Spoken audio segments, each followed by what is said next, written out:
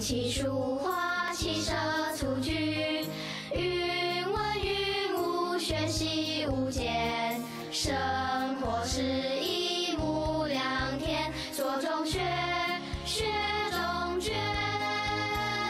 沙子虽小，已杀一个世界；粒子虽小，希望却是无限。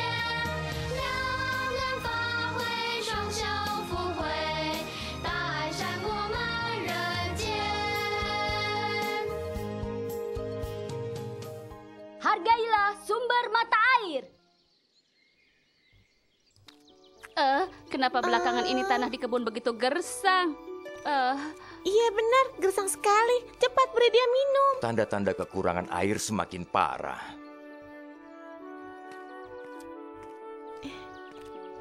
Hah? Air benar jadi berkurang. Bagaimana? Tanaman di kebun akan mati kehausan. Sepertinya kita harus menimba air. Semoga saja tidak terjadi kemarau yang panjang. Ayo, kita taburkan daun di atas tanah sini. Daun yang membusuk akan menjadi pupuk. Setelah disirami air, daun ini bisa menjaga kelembaban tanah. Cara yang cerdas.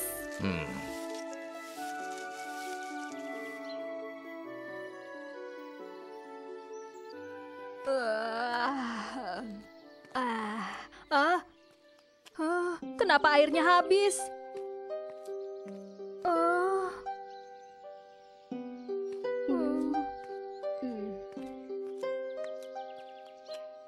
Tidak ada air bagaimana? Di pipa air sama sekali tidak ada aliran air. Sepertinya sudah lama tidak turun hujan. Kalau diingat-ingat memang sudah lama tidak turun hujan. Jangan sampai terjadi musim kemarau seperti di legenda. Tidak akan. Musim kemarau adalah legenda. Dari dulu sampai sekarang tidak pernah ada kejadian itu. Benar, entah apa jadinya kalau musim bencana kemarau. Hah? Kehidupan tanpa air harus bagaimana? Tidak ada air untuk menyiram kamar kecil, bau sekali. Iya, kita harus segera menimba air.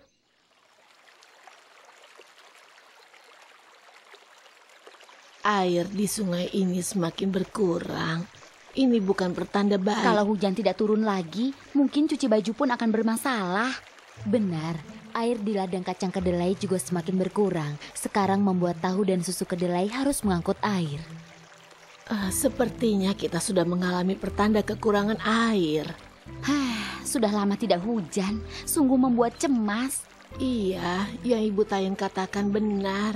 Apakah sawahmu baik-baik saja dan aliran airnya juga lancar? Kalau begitu keluargamu sungguh beruntung ya.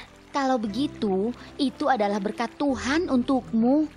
Entah kapan hujan baru akan turun di desa kita. Kita harus menghargai sumber air bersih. Iya, air adalah ibu dari alam semesta. Kita harus menghargainya dengan baik.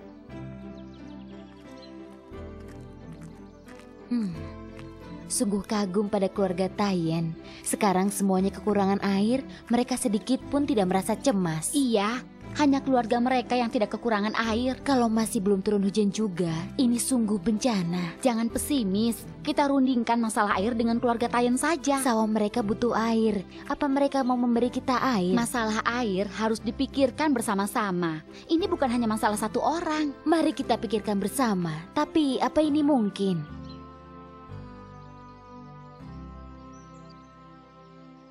Guru Fang yakin murid sekalian sudah merasakan pertanda kekurangan air. Tidak pernah terpikir kita juga akan kekurangan air. Jika kita hemat memakai air, sekarang tidak akan seperti ini. Benda yang mudah diperoleh tanpa sadar disia-siakan. Setelah kehilangan, kita baru tahu betapa berharganya benda itu. Guru Fang, guru pernah bilang mengetahui berkah dan menghargai. Berkah walau memakai benda apapun, kita harus menghargainya. Perkataan Mochie benar. Apa rasanya kekurangan air? Sekarang aku baru tahu tidak ada air adalah hal yang menderita. Tidak ada air, kita tidak bisa hidup. Jadi kita harus menghargai hidup. Air adalah benda yang tidak boleh kurang di dalam kehidupan kita. Kita harus melindungi air dan tanah baru bisa menjaga kehidupan alam semesta. Kita harus minum setiap hari. Kalau tidak akan mati kehausan. Juga tidak ada air untuk dipakai, tubuh kita akan kotor. Jadi air sangat penting. Ucapan Xiao Lice masuk akal. Air adalah kehidupan alam semesta. Alam semesta butuh air. Tidak ada air, manusia tidak bisa hidup. Jika air kotor, kesehatan manusia juga akan terganggu. Kita seharusnya menghemat pemakaian air, seperti saat menyiram kamar kecil.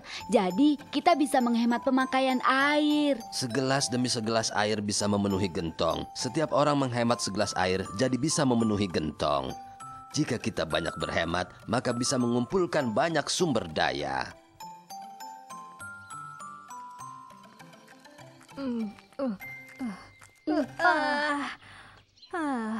Entah kehidupan mengangkut air ini harus sampai kapan ya? Bodhisatwa, berbuat baiklah pada kami. Cepatlah turun hujan.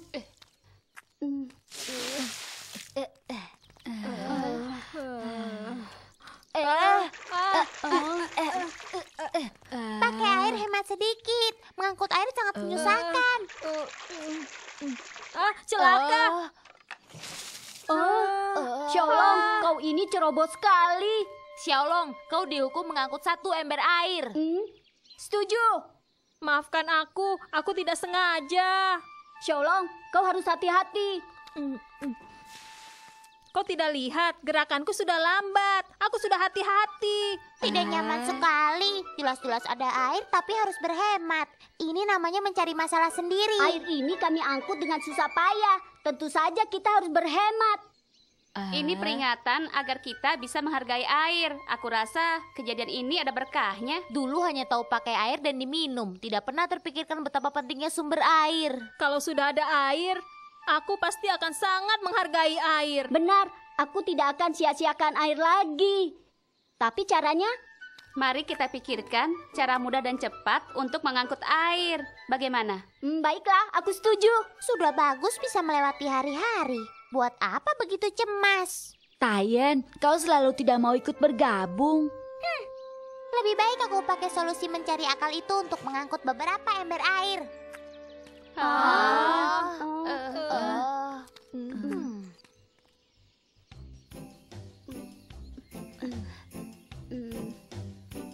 Sepertinya gentong ini kurang papan. Sebenarnya kondisinya masih bagus, masih bisa dipakai. Ya, benar sekali. Pakai ini untuk angkut air. Bisa lebih banyak dibanding ember kecil kita yang dulu. Tapi teman-teman, sekarang kita masih kurang 1 kereta. Kereta? Kita mana punya kereta? Kita buat sendiri saja. Di sini ada roda. Ada roda, kita bisa buat kereta.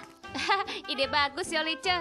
Asalkan kita bisa buat kereta ini untuk mengangkut air, kita bisa mengangkut air dengan lebih lega.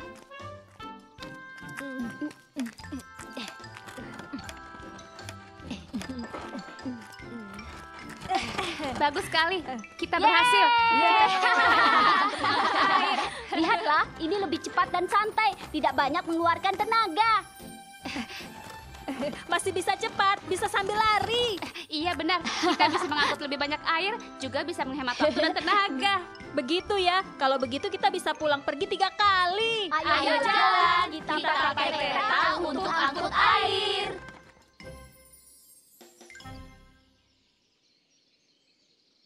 Belakangan ini, air yang kita pakai harus diangkut dulu. Sungguh ini bukan rencana yang baik. Mengangkut air sudah menjadi pekerjaannya wanita. Ini sungguh pekerjaan yang menyusahkan. Jika bencana kemarau benar-benar terjadi, kesulitan kekurangan air sungguh menakutkan. Sepertinya saluran perairan yang ada di desa ini sudah harus dilakukan. Tuhan tidak memberi kita air. Ini adalah masalah. Kita butuh beberapa orang lagi untuk bersama membuka saluran air. Ini Dena saluran air. Aku ingin minta pendapat kalian. Proyek saluran air ini tidak akan selesai dalam waktu singkat. Tapi masalah kekurangan air adalah masalah yang harus diselesaikan saat ini. Selain membuka saluran air, mari kita memikirkan cara yang efektif untuk mengangkut air dan memakai air. Semua rencana ini harus dilakukan bersamaan baru bisa menyelesaikan masalah. Sekarang sumber air di desa ini hanya tersisa di ladang. Walau aliran airnya semakin berkurang, tapi kita adalah warga di desa ini. Jadi, kita harus menanggung akibatnya bersama. Aku bisa membagikan airku untuk dipakai bersama-sama. Bagaimana menurut kalian? Oh, tapi apa airmu cukup? Kalau sampai semua warga kehabisan air untuk memasak, apa gunanya aku menanam padi? Ayah Tayen membantu kita menyelesaikan masalah kekurangan air. Berkahnya sungguh tiada tara. Itu bagus sekali. Bantuan dari Ayah Tayen sudah mengatasi setengah dari permasalahan ini. Selanjutnya, kita tinggal menyelesaikan masalah mengangkut air. 1, 2, 1, 2, 1, 2. Wah, hebat sekali. Lihat, kita bisa mengangkut banyak air dalam sekali jalan. Dengan begitu, walaupun aku menumpahkan air, juga tidak akan dimarahi lagi. Ingat Xiaolong, sebanyak apapun air kita harus menghargainya. Benar, tadi kau bilang sendiri kan kalau mau menghargai air. Sepertinya aku pernah bilang begitu. Hati-hati ya. Oh.